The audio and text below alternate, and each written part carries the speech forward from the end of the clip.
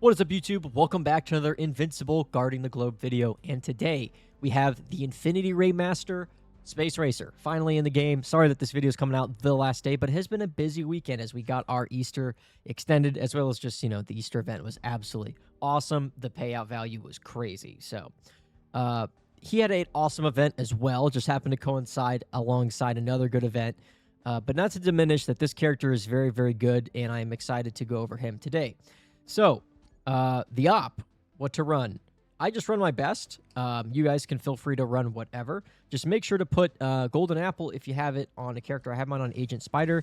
That way they give you a little bit more waves. You can also run Mauler Team, as always, for these little 5-minute ops. And make sure to claim your trophy roads as soon as possible while doing this to maximize your rewards. So, let's go over Space Racer very quickly. Also wanted to give a quick shout out to Dinosaurus. We got him up to 8 stars from the Easter event, so that's pretty sweet. Only had him about Seismic 5-star, about there before the Easter event. And our Space Racer. All right, so this guy's got, first of all, what a beefy model, right? I mean, the devs crushed it. This guy looks so cool in the game, and just fighting, and the model is huge. So let's cover his skills. All right, skill 1, the Infinity Ray. Space Racer fires the Infinity Ray at his target, dealing 140% of his attack, his energy damage, to all nearby enemies in its path. Enemies below 15% are instantly killed. Okay, and then at level 10, that goes up to 25%. So literally a quarter HP. That's pretty significant. Quarter HP, they're dead. And then 185, not insane amount of damage of his base damage there, but it's also doing enemies in their path. So I guess if they're lined up, we'll see how this plays out. I'll have some videos on screen of his abilities as well. His skill number 2 is an amazing passive, and I think it unlocks a new skill around 5? Yeah, 5 or 6. There we go. So Space Racer increases his attack 6.5% for each Viltrumite present on the enemy team. Additionally, he increases the Coalition of Planets allies' defense 7% each time an enemy dies, up to 10 stacks, so up to 70% at level 10. Take this guy to 15. This is pretty serious. 120% defense. Woo! And I guess if you had 6 Viltrumites, with the Craig summon, that'd be, 54% attack increase? That's considerable. That's pretty considerable for a ranged character. That's going to be pretty good. And so looking like we're having some anti-Viltrumite synergies finally. Piercing Ray. Space Racer fires bursts of laser beams that pierce through enemies. The first enemy hit receive 100% damage, while subsequent enemies take 22. Sorry, that's not the base. It's 20, and then it's up to, what's level 10? 30? Additionally, stun enemies below 10% are instantly killed. So this character is like a Universa that does severely less damage per shot after the initial target, but he has insta-kills kind of built into his kit. So I think this is going to make him very, very good for PvE, especially if you're getting, debuffed humans and then they're just getting insta-killed. This is going to be interesting. We've already been seeing him do very, very well in ops. Just the couple that people have been running with him with a couple, stars on Omni Plus, and he is doing pretty darn good. Cosmic Charge. At the start of the battle, every 20 seconds, or whenever he gets a kill. So there's got like 3 states. At the very beginning, and then 20 seconds, and then if he gets a kill, he moves to the furthest available cell on the field, basically just plowing over any enemies with his little bike there. And then he deals 165% of his attack as damage and stuns them. So he's got a built-in stun, and he deploys it right off the start of the battle. So that's pretty cool. And then rammed enemies also take 100% energy attack as burn damage over 4 seconds. That's rather insignificant, but decent buff here at 15. It's not crazy, but 185%. That's a decent amount. So his skills scale very well. I definitely would think his number 2 and number 3 skills are probably the priorities up there with his ultimate, if I had to guess. Now, finally, let's get to some pulls now that we went over the new hero. And we are going to try to manage this. I do need From World Beyond Food, and I do need, I think, Anissa and Universa the most. So we're going to probably pass on most other Viltrumites, as painful as that is. I do want to try to get Space Racer as high as possible for this 15,000 currency. I got a ton of runs cooking, so I can always try to get food and other things later. We got 30 seconds on that. All right. So let's go ahead and get started and see what we get. We are going to try to pass on singles at this point, if at all possible. unless it's Universa or Anissa, and then we're going to go for doubles and obviously Space Racer. That's kind of the game plan for today. Luckily, I have a lot of refreshes. Oh my goodness, I got one of the bundles, and the refreshes were very generous. I do really want to build Nolan, but I kind of got to put him on the back burner as I already have him 20 stars, and that's pretty darn generous.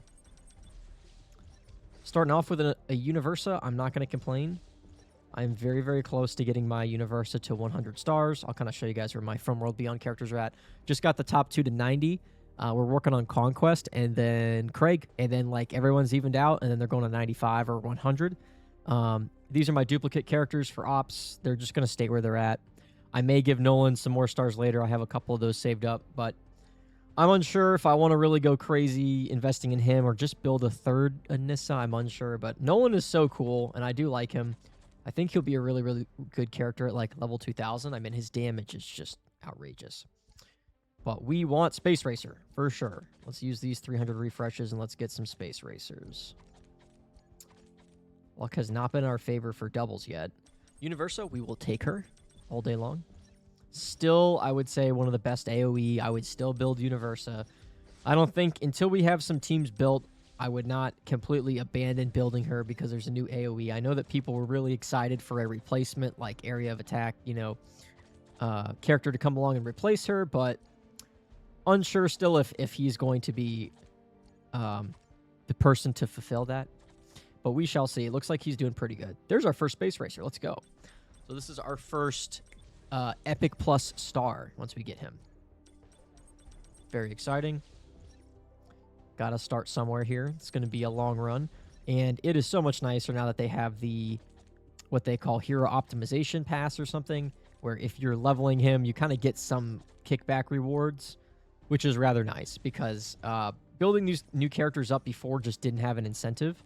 And as cool as the new event was, you would just kind of pick up the heroes and then build them, you know, as you would, you know, as it's convenient for you. But that, you know, as we know, you put heroes on the back burner, they never get built for weeks. Other heroes come out and they kind of just stay down there. So it's kind of nice, honestly, to just have some incentive to level them up like right when they drop and kind of getting them up into the 600-700s and then just letting them sit there until you either decide that they need to be built for ops and you want to use them in your main team, or you're just going to pass. So I think that is kind of the move. That way it's kind of nice to just look in your collection and be like, oh, I have this character built. But if I had him at level 400, I'd probably be tempted to reset him. Who knows? I have reset many heroes. We're going to pass on this Nolan by himself. Only one space. Honestly, my luck on Space Racer, I'm going to be honest, has been horrendous. Let's see. So does it show us how many ops we've totally ran? So let's claim this really quick. It should tell us, though, I'm sure. So we've run the op 40 times. We've had the max level shop for a considerable amount of time. And with all those factors, we have still only gotten, like, one Space Racer. All right, so far we have 1 star on our Space Racer, and we have 250 refreshes, and we got a good amount of currency. I think our currency to refresh ratio is going to be okay. Just hopefully we don't come across too many Universa and Anissas, because we do need to save those up. The ratio of those to my other From World Beyond heroes are a little bit lacking, because I spent a lot of those copies on duplicates recently, building up my second Universa to 20 stars.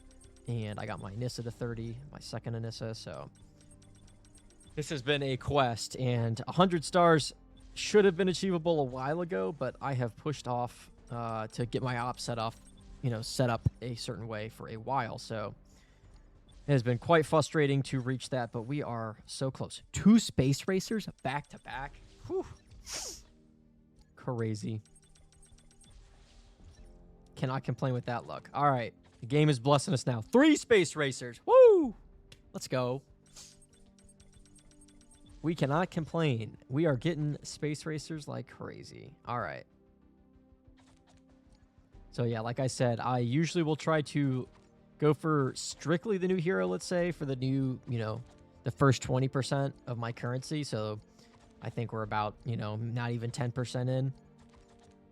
And kind of pace it. And then from there, if we need food, we may go for more food. But honestly, my goodness, we can't even get elites on the screen. Space Racer, there we go. It's fine if only Space Racer shows up, but, you know, I click it 5 times and there's only rares, I get a little worried, you know? I get a little concerned sometimes. Come on, he's being difficult. All right, we're going to have to purchase all. It's all good. Conquest, we're going to skip. And so many comments, too. My goodness, the comments are crazy. It's a good thing we had a lot of refreshes because it looks like we are going to use them. We are not seeing the heroes we need. That's okay, though. Universa, we will take. I'm debating, like, at what stopping point I really need my characters. I think in terms of power, they really do like to be in, like, the 150 to 200 range, I think is pretty astronomical for them, but at that level, they literally crush ops so much. I mean, it's probably infinite for the ops. Like, you will probably infinitely notice a gain if you continue to add stars, but, like, at what point does it stop, you know, being tons of gain? I would assume it's probably around 100 stars is probably the value gain stop, but I'm unsure. I haven't really tested. I know certain ops certainly prefer, like, you know, this is heavy is a really long op. It probably prefers a very overpowered hero, but, you know, for, like, training gain, maybe not so much. But Universa for Downtown Destruction, I don't think needs to be astronomical, but, like, does it even make sense to give your second one, like, 100 stars? That seems real excessive. Super, super late game. And then what do you end your top ones at? 150, 200? I think it depends on what the board's at, and seeing that most people kind of have theirs at, like, 200. I think what is Canada's almost 150 each. I think 150 is probably going to be the target, and then you can also get them to level 3,000 that way. I don't know. That's probably going to be where I end mine, but it is super unfun to just infinitely build characters, but the game unfortunately really rewards that. Like, if you just pick one character per faction and hyper boost them, but to be honest, you kind of got the game on easy mode. Sure, that probably would mess your PvP up, your matchmaking, but when you have those restricted arenas and or the restricted Cecil's Nightmares, I think you're chilling just to have, like, a level 2,000 character in each faction instead of all of them in, like, let's say the From World Beyond faction.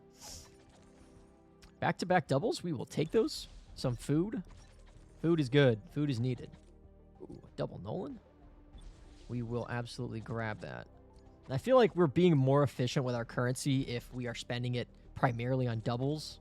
Obviously, that's not going to be feasible the entire time because refreshes are a restriction, but we could always get lucky and not really burn as many refreshes. We have not seen a Space Racer in a minute. He would be a very welcome addition. Okay, we'll take a Nolan and Universa. We are happy with those. Let's see what else we get here. Gonna pass on Lucan. Okay, we're gonna go for the Anissa. If only her darn passive wasn't so good. I wonder if we are going to get any other named Viltrumites, because they really released these in, like, a huge bunch. And the Viltrumites are obviously a big part in the show, and they're a big part in the comics. Without spoiling anything, they're going to be around for a bit. So, like, are they going to bring other named characters into, like, the main, you know, show and have them kind of play a bigger role? Because honestly, outside the ones that are in the game already, I don't think there are really, that I can think of, like, major ones that they are missing. Obviously, we could give them more screen time, but, like, we've seen almost all the major ones. So it really is curious, like, what other Viltrumites they possibly could add, other than, you know, we're all waiting on Thrag, obviously. He's been in the show already at this point. I'm sure we can talk about him. Who knows? We're all anticipating the end of the season, and I believe that's probably where it would make sense, although I wouldn't put it past the team if they need more time.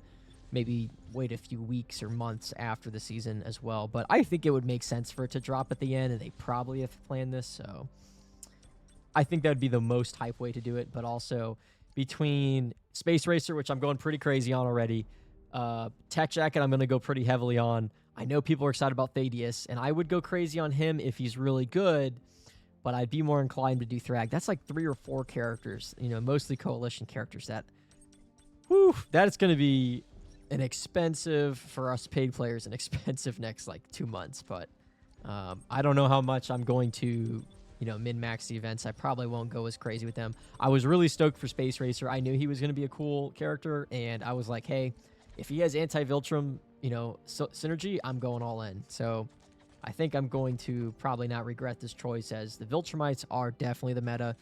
And if you have characters like Doc and now Space Racer built up, you are not really missing out. I mean, they may not be meta ever, but they at least counter the meta. And if they're overpowered, they certainly will do some damage against it. So we finally should see some counter teams, I believe.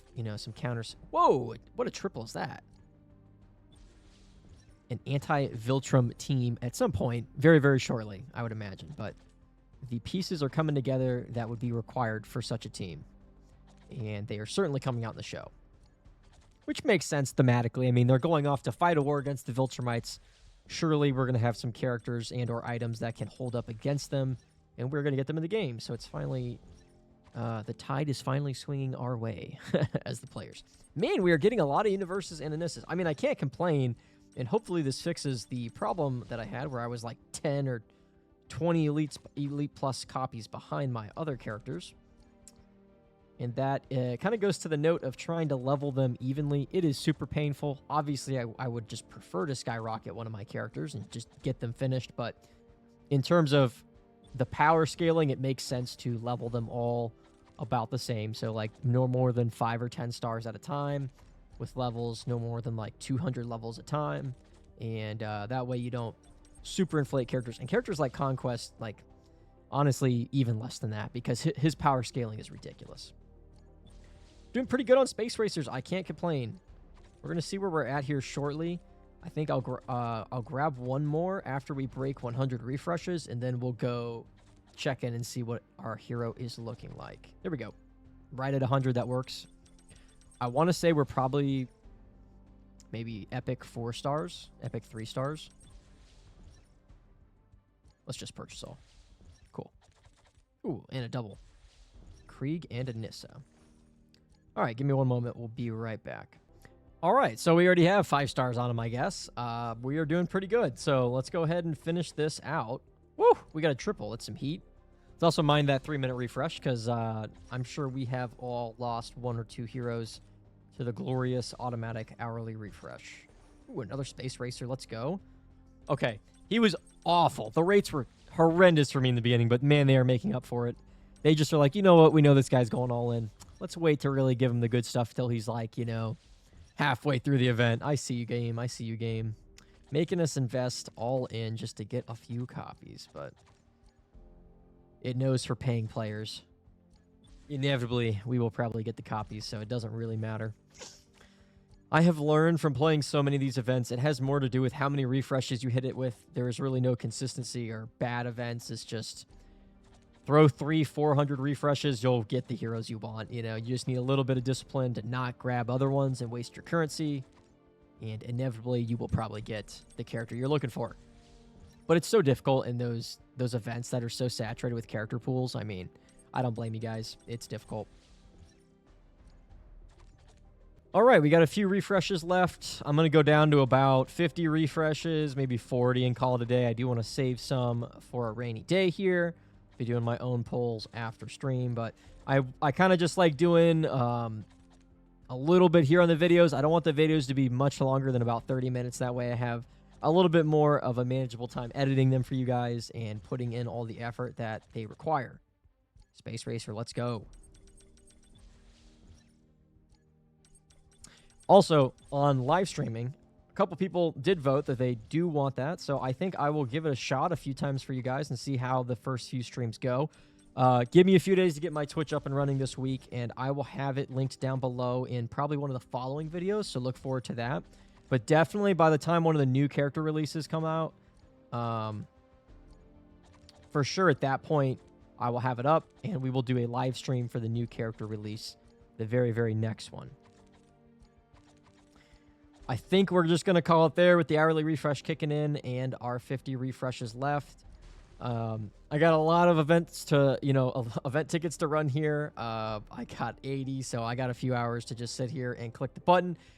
So I got to go get to that, as well as some account management stuff. But I hope you guys had a blast watching some of these events. Hope you had also a very lucky time getting your own Space Racer copies. Very excited to build our Coalition of Planets team up a little bit more. And finally, good to get another Not of This Earth hero to kind of synergize with Shapesmith and, Universa and some other characters there. So very, very exciting times to be an Invincible fan for Season 4, and I hope to see you guys in the next one. Peace.